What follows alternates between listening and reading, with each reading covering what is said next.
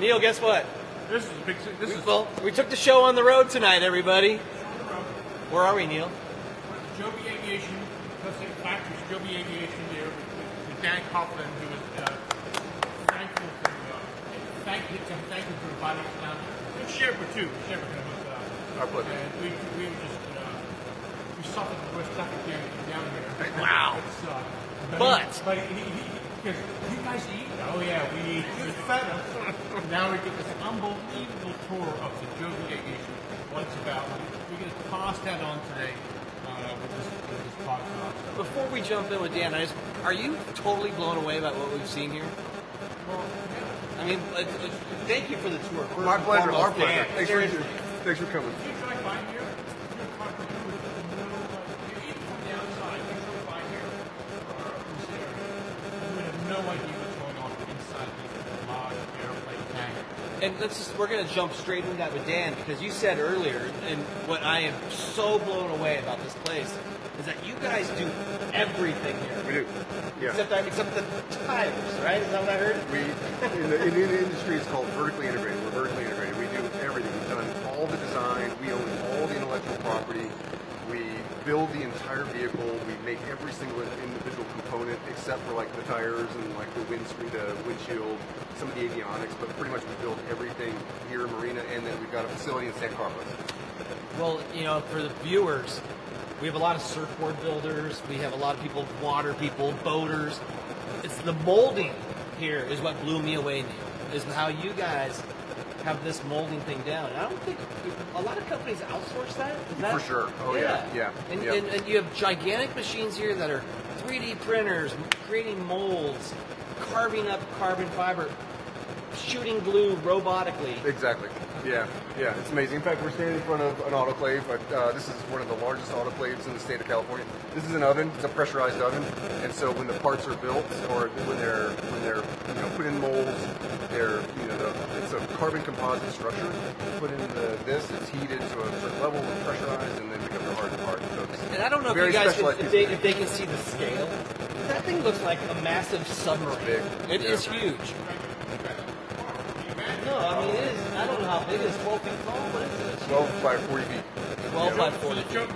on your t-shirt is a plane, That's correct. right? So tell us about tell us in a short span of time the visionary behind it and how it got going and what impact it is. The company's goal is to save 1 billion people an hour a day, and by doing that, it's an all-electric aircraft, and it's unique. It's called an eVTOL, which is another industry term called electric vertical takeoff and landing vehicle. So it takes off vertically. You'll probably see a picture of it on the podcast. It converts to an aircraft, so the rotors rotate forward, and it turns into an aircraft, and then it lands vertically. And so the whole idea is to become an air taxi. So if you're stuck in traffic, just avoid traffic by calling up by your phone. I mean, we would have been here 10 minutes early. Oh yeah, for sure. We're on the freeway going, God damn it, I'm already. Well, we had a 25-minute drive that was almost 2 hours today. And what a perfect sales pitch for Joby, right? Santa Cruz to here would take you probably about 6 minutes, maybe, on our aircraft. Wow. Yeah, and it's no carbon emissions, and it's extremely quiet. That's the trick. It's amazing to see the technology that you guys have created for this. The idea is for you at Joby as a company is to create, I guess you would call an air taxi. Is that, Correct. And That's right. you're not just building these to sell. You're building these for your own use. Yeah. Again, we're vertically integrated. We're going to build them. And then we're going to operate them. So it'll be like it's an air taxi. Right. Call it up and go to your local vertiport or heliport and jump on it, and it'll take you to your destination in a fraction of time. The public perception was that they landed outside the house and take off and are flying around like George Jetson, Yep. right? That's not what it is. Not yet. Not yet. Not yet. But what's the future hold for we're standing here 10 years from now. What do you think we're going to be talking about? Yeah, I think initially we'll probably operate out of small regional airports. Probably operate out of, set up heliports in areas just outside of cities. But I think ultimately we want to be able to go in cities and land on like parking decks. One of our partners is a company called Reef. Reef owns a ton of parking decks across the nation, across the whole that thing. And we're working with them on converting the tops of parking decks into vertiports or heliports. Yeah. And it's the quiet thing that I think really, because you can't land, helicopters are loud. You know, like when the air ambulance flies into Santa Cruz, pretty much everybody hears it coming in. Yeah, you hear that thing. Chris. Right. Yeah. Hey, Chris. Yeah. What's up, Chris? Chris, Yeah. going on a no. But that's the angle, right? Is Yep. that you're not going to be disturbing the neighbors, school kids, or anybody when you land. It's about 65 dB when it takes off, and that's a very technical term, but it's very, very quiet. And as it passes overhead, if it's at about 500 feet, you really don't hear it. It's about 40 dB. A comparison to that, my race car is 92. Right. And it's loud, you know, not loud, but like that's from 100 feet. Yep. So you're way quieter than a car. Totally. If it were taking off, 100 feet from here, given the background noise, you probably wouldn't hear it at all. Wow. That's And we're in Marina. We fly, 3 times a day on our aircraft, and see it flying around, come down. so the public can kind of drive around, maybe see one flying around. If For they sure. were, yeah. Yeah. So if you wanted to show your kids, to me, that thing's space age.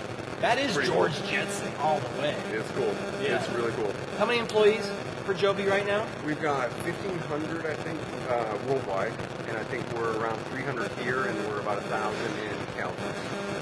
1,000.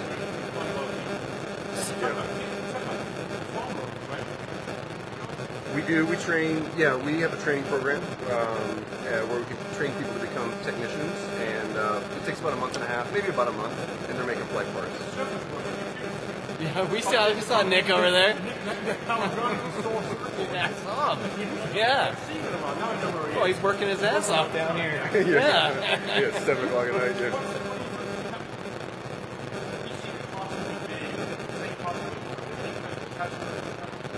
The production costs will go down as we build a lot of them, but the service costs, we're trying to get down to the cost of about an Uber flag. Oh, for like actually getting a ride. Yeah, exactly. So, Yeah. which is interesting because it's based on how long of a trip, correct? Right, by flight mile. Right. Yeah. But as the crow flies, it's way shorter than as the car drives. Exactly. Carbon free, so no emissions, and you're not burning carbon as you're stopping at a stoplight. You're going straight as the crow flies. And so you were saying that an average 100-mile range with your reserve that would be required. How quickly does it charge? That's a good question. I think so. I think we operate. You have to reach a certain amount before you can take flight. It's on the order of 30 minutes. Oh, so yeah. pretty So, quick. and you can quick charge as passengers are loading up. You can quick charge. So that's the plan. Yeah. We mentioned your partner, Toyota. Toyota's our great partner. Yeah, they were one of our first big investors, but they're also embedded in our company. Like they are really, neck deep with us trying to plan our next phase of production. We've got 20 of them here embedded in our company. We've got dozens more in Japan that are making jigs and designing jigs for us. So and doing production Do planning. you see production staying here or going to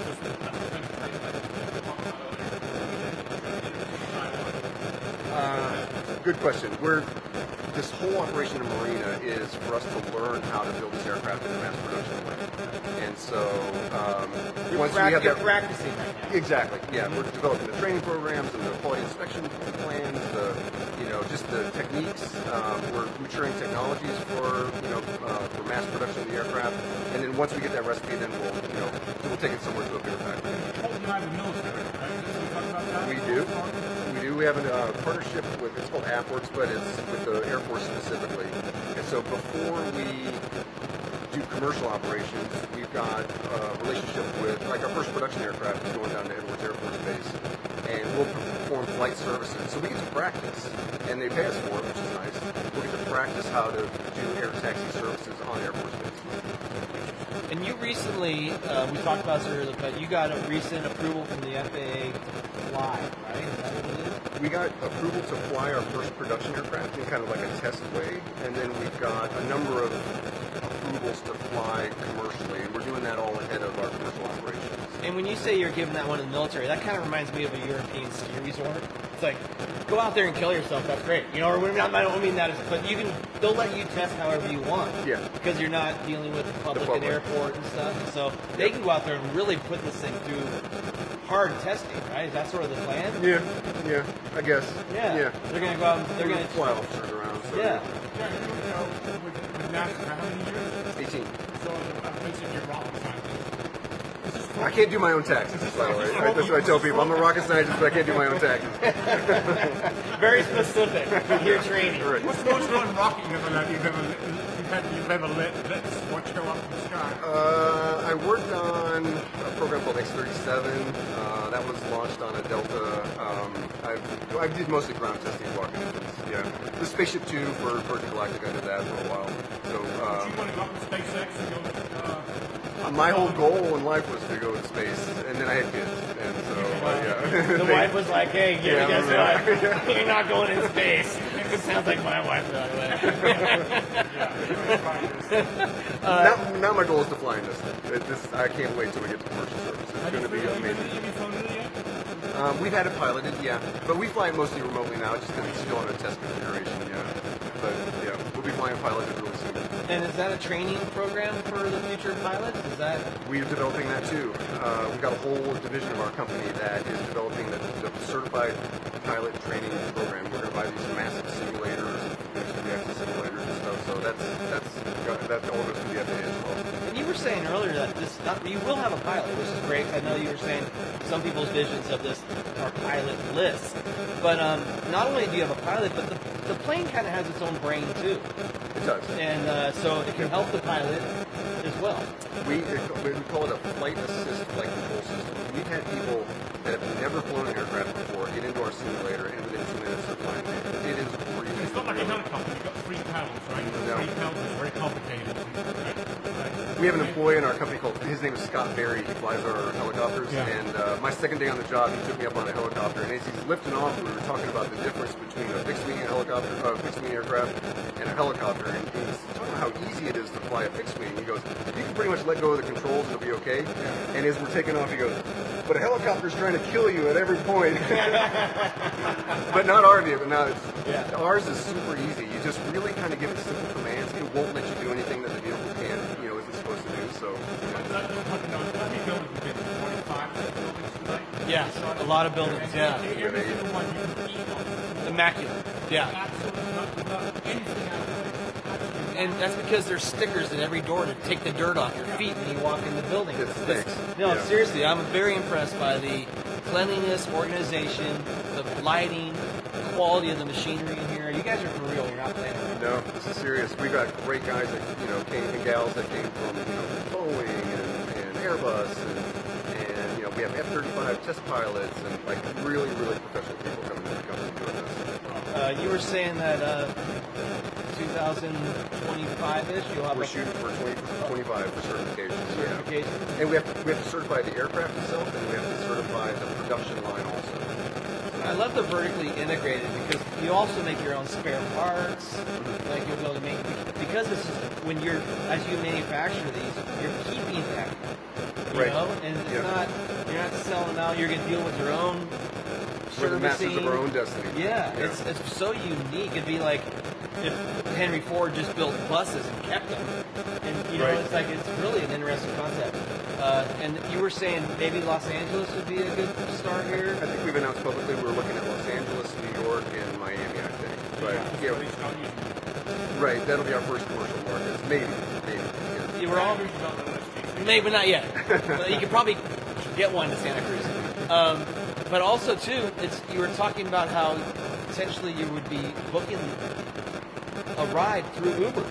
Right, we partnered with Uber. We actually acquired a group called Uber Elevate, and we took basically their VPs, Eric Allison, super nice guy, and so we have a formal relationship where we'll be on their app. So you can arrange your flight. You can be like you're at your house. You can arrange an Uber with all in one step from your house to the local Joby port or whatever they call it. The plane will take you to your destination, and if you need to go somewhere else, then there'll be an Uber waiting for you there. So that's kind of the idea. You guys get stuck with regulations. Let regulations slow you down. It's a good thing. The FAA is very thorough, and we want to make sure that this vehicle is extremely safe, and so their testing protocol that we've agreed with them. So all that's kind of laid out now.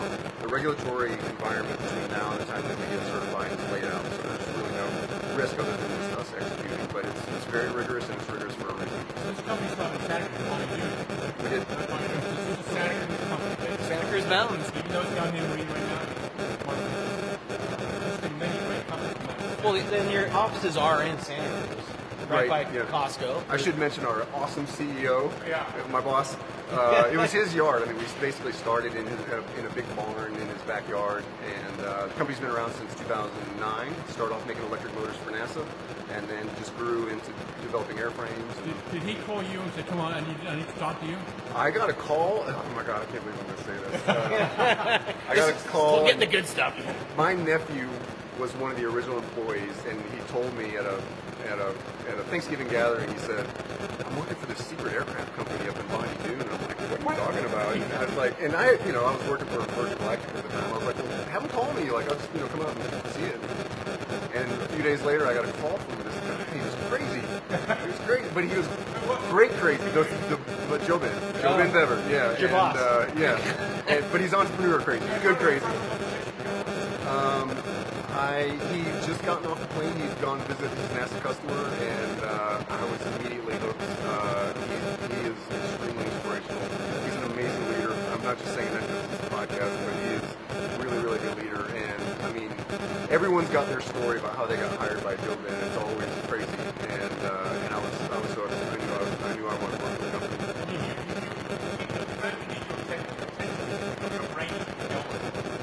He is 10 times faster than anybody in this company, and he works 10 times harder than anybody. Yeah, oh yeah. He's 10 steps ahead all over. When he walks through the building, does everybody like move faster and like run around a little quicker? When he moves fast anyway, he'll hug every single person. If he came in, he'd hug you. Yeah, he's really, he cares about his employees. You had a meal. We have 3 meals a day. That's just kind of a small little example of, during COVID, you would... Great. Yeah, oh good. Yeah, thanks. During COVID, he really took care of his employees. He set up an entirely separate company to do COVID testing during all COVID, and so we all were able to keep working, and just really, inspirational. Very good, visionary, but he's got the ability to execute on the company.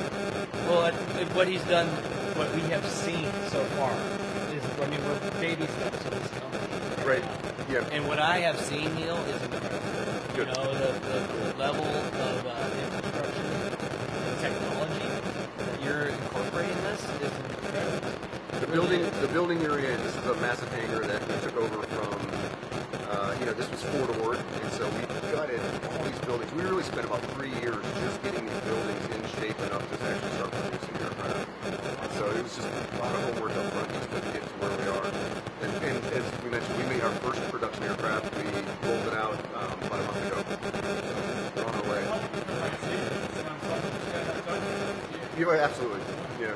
Do you have people lining up out there watching? Yeah, for sure. And Yeah. then we see on next door, people are like, "I saw the Joby aircraft," because it's all around Marina. So yeah. Well, it's so new and so unique, and I think no one can deny it's the future. Right.